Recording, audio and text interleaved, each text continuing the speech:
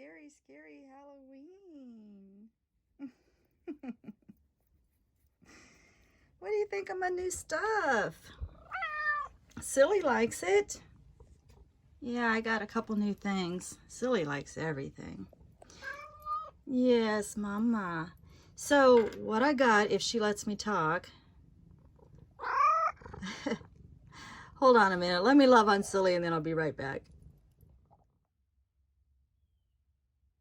Okay, so Silly jumped down. So, let me show you what I got. Got this cute little pen holder. It was part of a set, the Victorian set from Godinger Company. The date on it is 92. It's got velvet on the bottom. It did come with a silver pen originally, but I needed something to hold my calligraphy pen, and I like that the holder is still intact and usable. So I got that. I'm going to clean that up best I can. It's very ornate. So I won't be able to get, it is silver plate, but I won't be able to get down in these grooves with the tarnish remover and polish. So I'll do the best I can on that, and then I'll show you what that looks like. And then I got this really cool mirror. Looks like it's out of some kind of a, I don't know, like a Disney movie or something. It's extremely heavy. It's very ornate on the back. As you can see, quite a lot of tarnish. I can't find a maker's mark or a date. They had no info on it. Oh, it's just so heavy. It's like incredibly heavy. I haven't weighed it, but it's incredibly heavy. It's got some damage. It's seen some action, but I think it can still clean up. Very ornate, so once again, it'll be hard to get all the way down in these grooves. But I've got my little divination card out because y'all know I live in a small space, so when something comes in, sometimes something has to go back out. So this is probably going to be replaced. It's just paper. It was from Inked Goddess, and it'll be replaced with this mirror. So let me clean these up and I'll show you what they look like, and then I'll explain some stuff about divination when I come back. Well, as you can see, the tarnish is coming off, but it is so thick down in these grooves that it's almost like removing paint. I mean, you can tell by looking at the cotton. So there's nothing that you can do to make it go any faster. You have to scrub this with a soft cloth. You can't get in there and like pour stuff on it and scrub it with a brush, because you're going to scratch your silver if you do that. You just have to have patience. I just pull a little bit at a time. I am using the Never Dull on this because he's just so bad. He's so thick. It really literally feels like paint. So what I think happened to this guy is, I think he was probably in a storage locker or a garage somewhere where there wasn't climate control. So the moisture comes in, the moisture goes out, it's freezing, it's expanding, all of those kinds of things. Luckily, the glass didn't crack, but you know, it was under some weight apparently because there was some smashing going on. That's what I think happened. I think this probably happened in storage, pushed up against heavier items. Speaking of weight, I did weigh him, and he weighs 14 5/8 ounces, so just shy of 1 pound. I'm not sure what that is in, I don't know. I only know pounds, I'm sorry. So you can tell he is coming back to life, but I worked on it all evening yesterday, and again today, only for a little while, and using this, as I said, and I'll just keep going. So let's just keep going. Well, it's coming along very slow. Lots of elbow grease in this one. Hey, if you're interested in antiques, I would like to suggest that you follow George the Antique Nomad, and I'll put a link to his channel.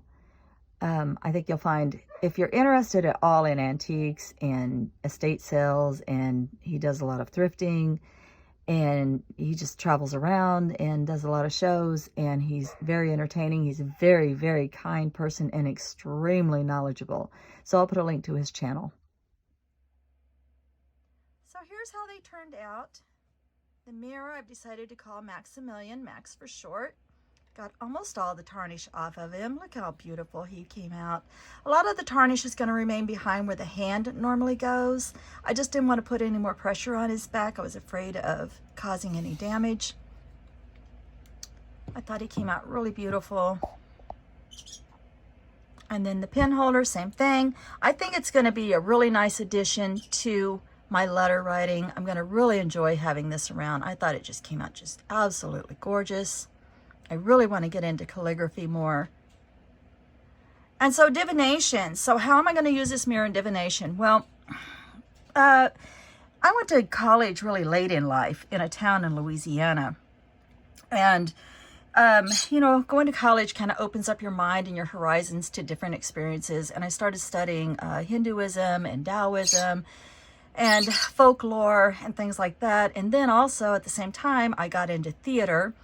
And I started trying out for parts in different community theater plays. And I ended up landing the role of Norma in The Diviners. And I thought it was a really interesting subject. And so in that play, though, it's mostly water witching that they're talking about. And so divination is a way of finding an answer. You can do water witching or you can do query. And this kind of divination is actually query. And so you use a pendulum. And I guess maybe at one point it was probably like a bit of a parlor game, a parlor entertainment. But it's a fun way of establishing a yes or a no before you first start. And then once you get that yes or no, then anything in between would be I don't know or maybe. And then you just start asking your questions. So you can collect the pendulums. As you can see, this one's quite large. This was a gift from my youngest daughter from a really fun hippie shop. And then this one's a rose quartz. Very beautiful. This one's kind of quiet, actually. This one's a little more shy in its energy. This one I made myself by just making a little macrame net on a quartz crystal. It's so simple to do. If anybody wants to know how to make those nets someday, I'll show you how to do that. Just ask in the comments. And then this one's my Chatty Cathy. She's my quartz crystal, that polished quartz crystal, and she is very active. She goes to town. That's why I keep her in a box. She's has to contain all that energy. Anyway, I thought it turned out really pretty. You just invite in energies that are good and positive, and that's what the mirror, the only energies that'll ever be in the mirror are energies that I invite. The only energies in my pendulums are energies that I invite. Wouldn't do anything dark or nefarious, wouldn't have anything like that up in my house. So that's how I found out about it, was sort of through folklore and just checking it out. Once I learned that it exists, I wanted to check it out and learned about it and really loved it. And I've been doing it now for, I guess, about 18 years. So it's just a fun way to ask some questions and get some answers, you know? And you can collect the pendulums. Also, I just want to say, if you've got anything sitting around in a box, in a storage locker, in a garage or whatever, that belonged to grandma or great-grandma or whatever, get them out and check on them every now and then, because you can see Max was really a handsome, you're still handsome, Max. He was really a handsome guy at one point. And he's, you know, suffered a lot of damage. So make sure that you get those things out every now and then, dust them off, check them, make sure that they're, you know, being well taken care of and that the elements aren't getting to them.